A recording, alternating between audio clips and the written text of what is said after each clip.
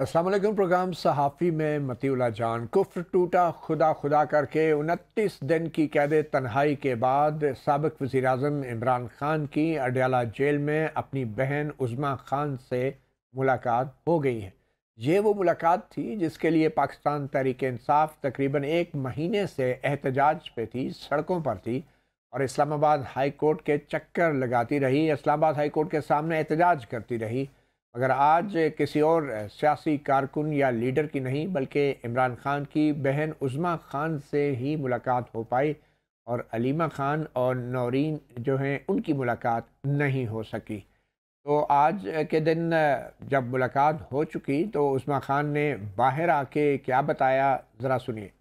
الحمدللہ آج خان صاحب سے میری ملاقات ہوئی، تو جب میں ان کے ملی تو وہ بہت ڈسٹربڈ اور بہت غصے میں تھے۔ انہوں نے بتایا صحت کی بتا رہی ہوں کہ صحت انہیں کہ کہتے کہ اتنی مینٹل ٹارچر میں انہوں نے رکھا ہوا ہے انہیں اور بشرا بی بی کو، کہتے کہ چھوٹے سے کمرے میں کہتے 4 ہفتے سے کسی کو ملنے نہیں دیا۔ میں ہی ملی تھی 4 ہفتے پہلے۔ آپ کو سناتے ہیں ایک ایسی ہی خاتون کی وہ صدا جو عمران خان کے دور میں اٹھائی گئی تھی اور میڈیا سے گفتگو کر رہی تھی۔ یہ خاتون ہیں رانا ثناءاللہ کی اہلیہ۔ جب رانا ثناءاللہ کو منشیات کے کیس میں گرفتار کر کے جیل میں ڈالا گیا تھا تو ان کا میڈیا سے کیا کہنا تھا؟ طبیعت بالکل ٹھیک نہیں ہے، وہ اتنے ویک، ان سے بولا بھی نہیں جا رہا تھا اور ان کو 2 بندے پکڑ کے اندر لے کے آ رہے تھے، اور بس یہی ہے کہ اللہ کے سپرد کر کے آئی ہوں۔ زندگی ہے تو سب کچھ ہے، اگر اللہ میاں کو کچھ اور منظور ہے تو میں عمران خان، میں سب کے سامنے میں FIR تمہارے نام کٹواؤں گی اور تمہیں میں زندگی میں کوئی ایسی جگہ تجھے چھوڑوں گی نہیں منہ دینے کی۔ تو آج بظاہر رانا ثناءاللہ اور ان کی حکومت کی طرف سے یہ وعدہ بھی پورا کیا جا رہا ہے۔ یہ ٹٹ فار ٹیٹ ہے، انتقامی کارروائی ہے یا کچھ اور، مگر شاید ہم سیاستدانوں نے ماضی سے، تاریخ سے سبق نہیں سیکھا۔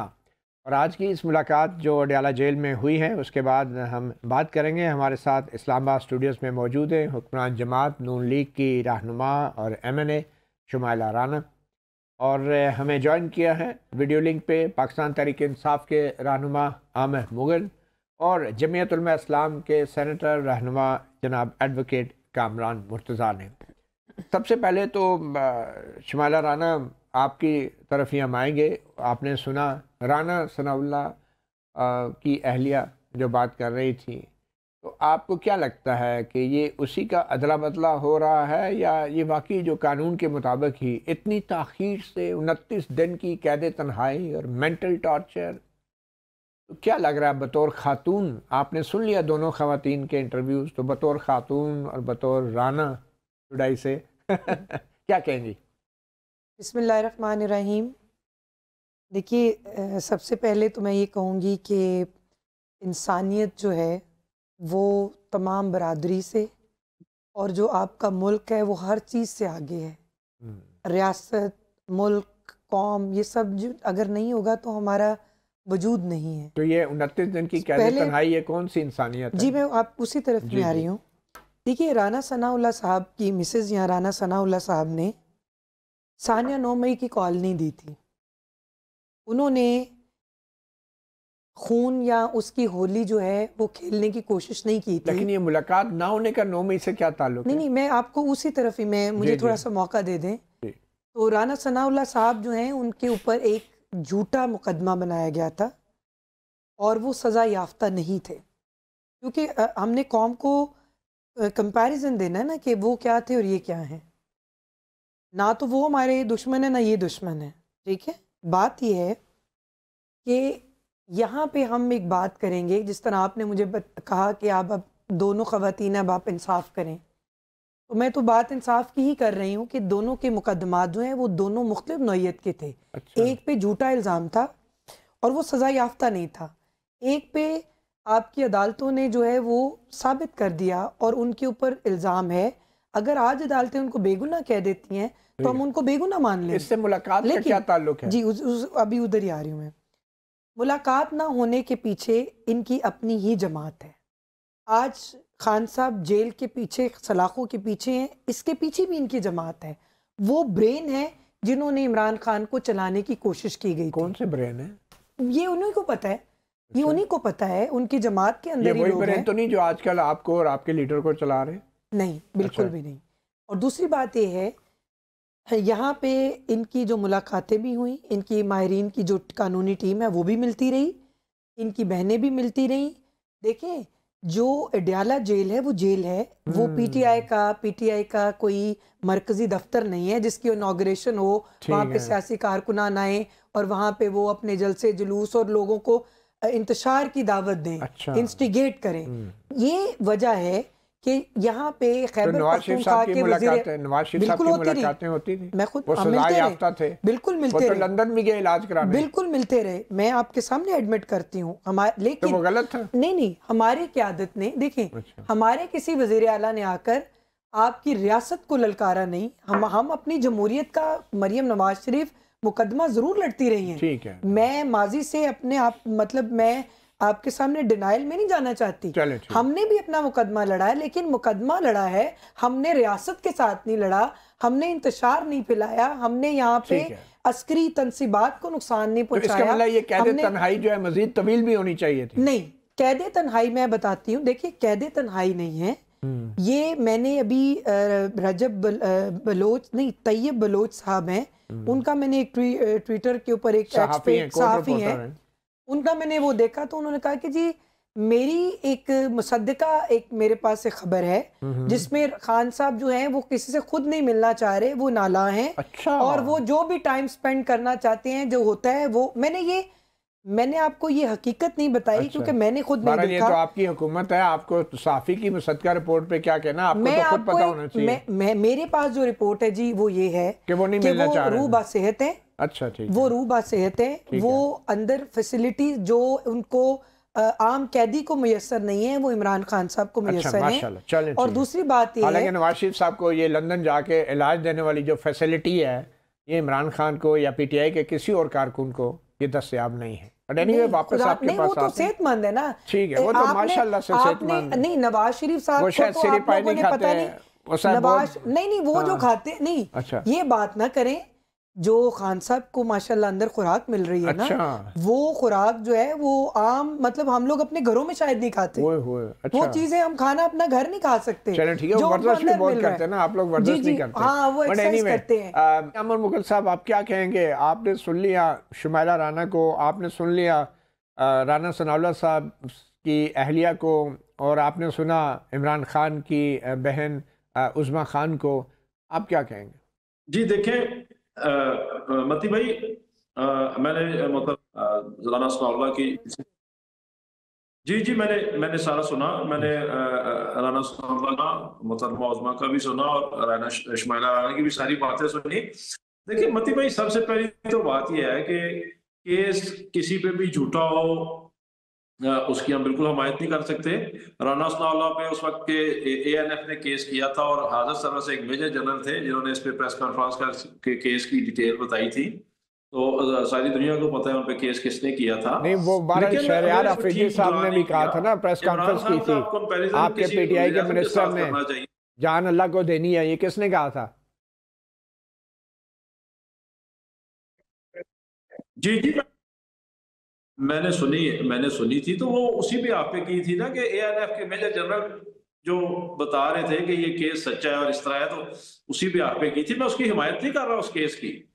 میں یہ کہہ رہا ہوں کہ وہ کیس ساری دنیا کو پتا ہے کہ اے این ایف کے ایک سرونگ میجر جنرل نے پریس کانفرنس کی تھی اور وہ کیس کے بارے میں انہوں نے بتایا تھا. آپ کے منسٹر بھی ساتھ بیٹھے تھے ان کے، عامر صاحب پوری بات کیا کریں نا، آپ کے منسٹر ساتھ بیٹھے تھے. میں ایڈمٹ کر رہا ہوں چلیں آگے چلیں نا. مجھے یہ بتائیں کہ آج 29 دن کی قید تنہائی کے بعد، اب میں یہ کہہ رہا ہوں کہ کمپیریزن آپ کو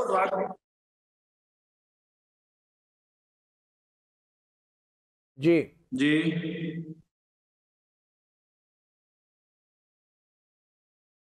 عامر صاحب، دیکھیں میں یہی کہنا چاہ رہا ہوں متی بھائی کہ آپ عمران خان کا کمپیریزن ڈرا کریں نواز شریف کے ساتھ. میں دو آپ کے صحافیوں کی گواہی دیتا ہوں، ایک عدیل سرفراز کی، آپ کے سینئر کورٹ رپورٹر ہیں، اور ایک شہزاد اقبال۔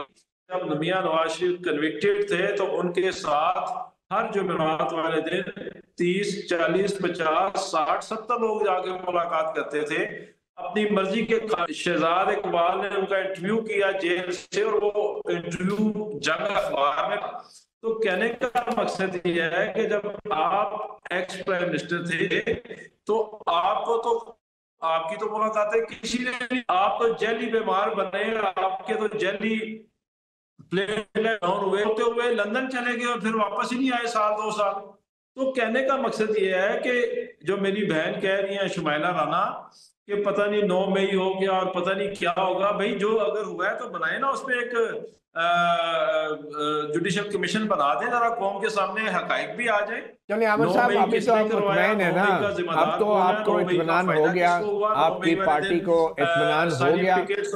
کہ ابھی عمران خان صاحب خیریت سے، ان کی صحت ٹھیک ہے، آپ کو اطمینان ہو گیا؟ بالکل بھی اب اس کے بعد کوئی احتجاج کی کوئی وجہ رہ جاتی ہے؟ ہم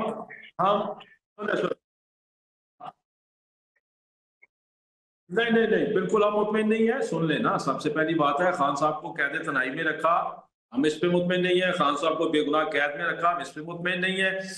عدالت میں کانسینٹ سے سپرنٹینڈنٹ جیل نے، اٹارنی جنرل نے یہ لکھ کے دیا تھا کہ ہر منگل کو ان کی فیملی ملاقات کرے گی۔ باقی 2 بہنوں کو ملاقات سے کیوں روکا جاتا ہے؟ بشرا بی بی کو کی فیملی کو ملاقات سے کیوں روکا جا رہا ہے؟ آپ مجھے بتائیں متی بھائی، عمران خان پہ 250 کیسز ہیں، اگر فی کیس میں وہ ایک وکیل بھی اپنا مقرر کریں تو 250 وکلاء تک تو ان کو ایکسیس دینی چاہیے۔ یہ کس طرح ممکن ہے کہ ایک بندے پہ آپ 250 کیسز کر دیں، وہ جھوٹے کیسز بھی ہوں؟ آپ عدالتیں اپنی مرضی کی عدالتیں کنٹرول کر لیں، 26ویں 27ویں ترمیم کر کے آپ اپنی مرضی کے عدلیہ بٹھا دیں، آپ اپنی مرضی کے ججز کر لیں، اور وکیل کرنے کا حق تو دے دیں اس کو۔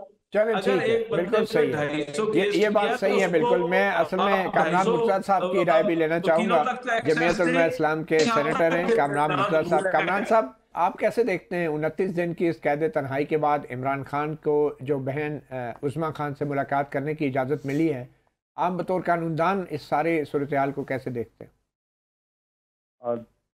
اچھا کام کیا ہے۔ کل بھی ہم نے اس بات پہ بات کی تھی اس حوالے سے، اور اس میں ہم نے گورنمنٹ سے خود بھی مطالبہ کیا تھا JUI کے لیول پہ کہ یہ ملاقاتیں ہونی چاہیے۔ گو کہ ایک بہن سے ملاقات کی اجازت دی گئی ہے، باقیوں سے بھی ملاقات کی اجازت ملنی چاہیے تھی، مگر بہرحال کو بھی خوشائند کہا جا سکتا ہے۔ ان کی یہ زیادتی ہے کہ 29 دن تک قید تنہائی میں رکھا جائے۔ آپ ان کا اور رانا صاحب کا موازنہ کر رہے تھے، تو رانا صاحب کے ساتھ بھی کوئی اچھا نہیں ہوا تھا اس وقت بھی، جو ایک ان سے سیاسی اختلاف تو ممکن ہے، مگر ان کے اوپر اس طرح سے منشیات کا کیس ڈال دینا اور اس طرح ان کو رسوا کرنا، وہ کل بھی اچھا نہیں تھا، آج بھی اچھا نہیں ہے۔ ٹھیک ہے، تو اب آج والوں کو سبق سیکھ لینا چاہیے، سبق سیکھ لینا چاہیے۔ کامران صاحب، مولانا فضل الرحمان صاحب نے بارہا کہا ہے کہ جو موجودہ حکومت ہے اس کا مینڈیٹ جعلی ہے، اور آج عمران خان نے بھی جو عظمیٰ خان اپنی بہن کے ذریعے جو پیغام کارکنوں کو بھیجا ہے، ان کا یہ کہنا ہے کہ مینڈیٹ چوروں کے خلاف جو ہیں اٹھ کھڑے ہوں۔